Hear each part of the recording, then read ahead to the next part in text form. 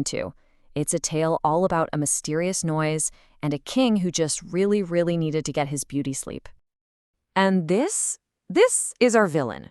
Tick-tock, tick-tock. Just imagine it. A persistent, nagging sound in the middle of the night. It's the kind of noise that would go on to test the limits of not just a king, but his entire army, and even the very idea of justice in the kingdom.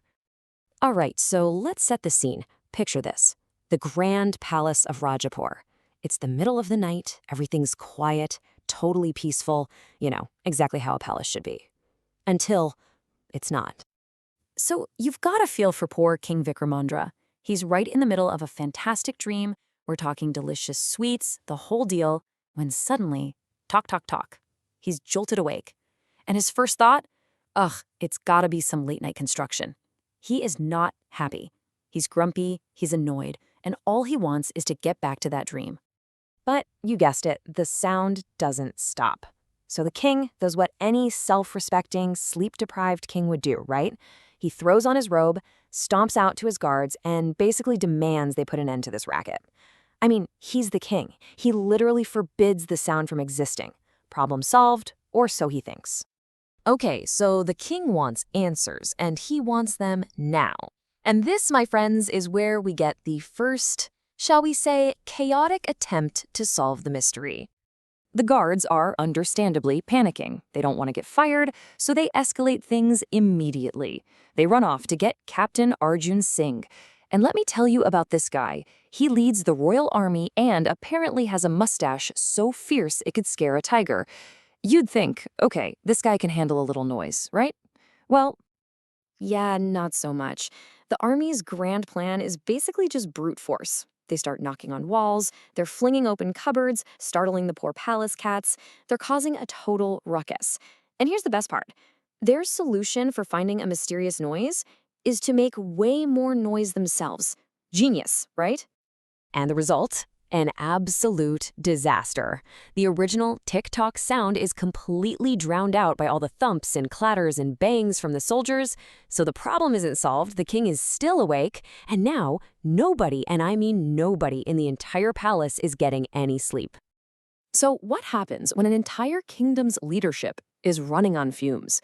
Well, a night with zero sleep has some pretty serious consequences, especially when the person who's sleep-deprived is, the one running the whole country.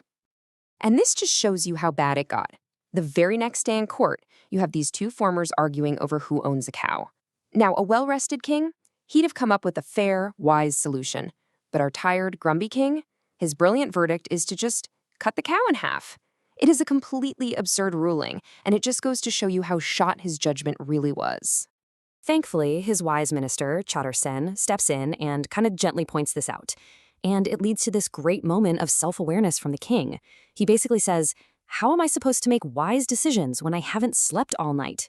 He finally admits he can't rule properly because this one tiny, unresolved mystery has completely wrecked his sleep. Okay, so brute force was a spectacular failure. That's when the minister, Chatur Sen, suggests a completely different approach. It's time to call in a specialist, but probably not the kind of specialist you're thinking of.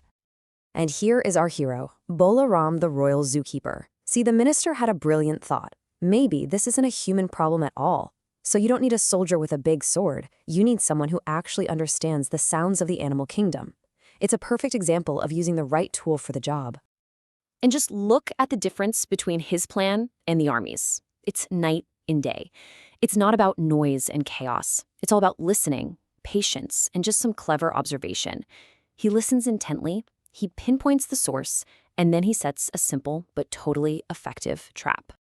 All right, so the trap is set. The entire palace, we're talking the king, the guards, everyone, is just standing by, waiting in complete silence. And for the first time, you can feel a sense of purpose in the air, not just blind panic. So this is it, the big question, the one that threw an entire kingdom into disarray. What or who was actually making all that noise? After all that chaos, all the sleepless nights, the bad royal judgments, the source of this entire mess was just one, a single, tiny thing. And there you have it, a tiny little red and brown bird with a long yellow beak, a woodpecker. just pecking away inside the palace walls. It wasn't a construction crew. It wasn't some secret enemy. It was just a bird. The thing that brought a kingdom to its knees was something the entire royal army, with all its might, completely missed.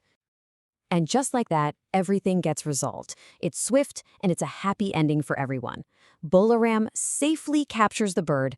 The palace finally falls silent. Our zookeeper gets a bag of gold for being so clever, and hey, even the bird gets a new home in the beautiful royal garden. Win-win-win. You know, what this whole story really tells us is that sometimes the biggest problems don't actually need the biggest, loudest solutions. Instead of just throwing brute force at something, maybe what we really need is just a different perspective. So it leaves you with a little question to think about. What's the talk mystery in your own life that might be solved not by making more noise,